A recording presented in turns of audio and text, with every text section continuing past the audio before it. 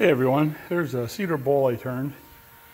Had some bad spots in it, but I used some epoxy and some cedar filler to kind of fix it. I really like cedar. I'm putting, the back's not done yet, but I'm putting, I think this is the third coat of poly that's going on here. And I don't know how others apply with a brush, but I apply it with t-shirt material, cotton material. And it's pretty straightforward. I'll try to do this holding the camera. Bear with me while I do this. But you turn this on, and as you can see, it's around 45 RPMs. And then what you do is you start with the inside, and you just lay it on there, and then gradually just go down, and you're just applying it. Now when you do the first coat of any wood, especially cedar, man, it just sucks it up like crazy. And you can see the waves and stuff in there. Don't worry about that, because the rotation of the bowl and the viscosity of the polyurethane, it will even itself out. But you don't want to put way too much poly on it, because you will get it to drip, and then it's going to sag and make a lot of drips. But this is how I do it. I'm doing this right now for my nephew Eric. He's been turning bowls for a couple years, and he's gotten really good. And I just wanted to show you guys and him how I apply my polyurethane. Now, this technique is not my own. I learned this, I'm down at Buttonwood Bay in Florida, in Sebring, Florida. We have a resort here, Buttonwood Bay, 55 and over, and we come down here for 7 months. But this is our shop. We have our Powermatic lathes right here. Then we have our Laguna that we purchased a couple years ago.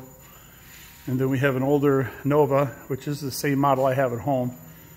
And then we have, for pens and small things, we have a Delta lathe here. And then we have a downdraft sanding table, which isn't being used right now. Everybody's gone home for the season. Really wasn't that many people here this year because of the pandemic.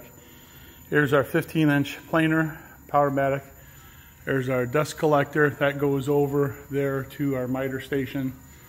And it also takes care of the planer. And here's our joiner.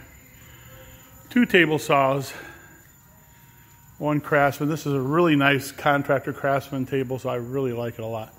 Our Powermatic, of course. And then you got your workbench area. All these down here is lockers for the guys that are members here. And then we have just garbage day tomorrow, but we have our scroll saw station. We have a brand new scroll saw we haven't put together yet.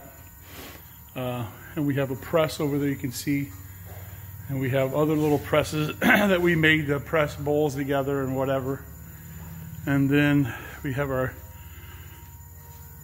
work table, and all these tools you see hanging on the wall. These are all the shop tools. So if you come down here and you don't have any tools, we've got tools for you to use.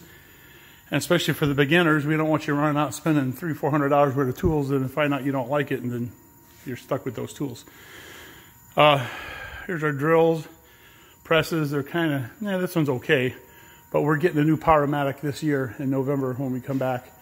We've already voted on it, and then 2 of the 3 of these are going to get auctioned off, and we don't need them, so we just need 1 good one and our new one. Here's our sanding stations that we have. That's a fine air dust collector that the motor went out, and we're going to waiting on the motor to come in so we can put it back up in the air. And we have air compressor. We have our dust collection system. We have other filters hanging, our dust air collectors hanging, the one there and one over there. And you can see everything else.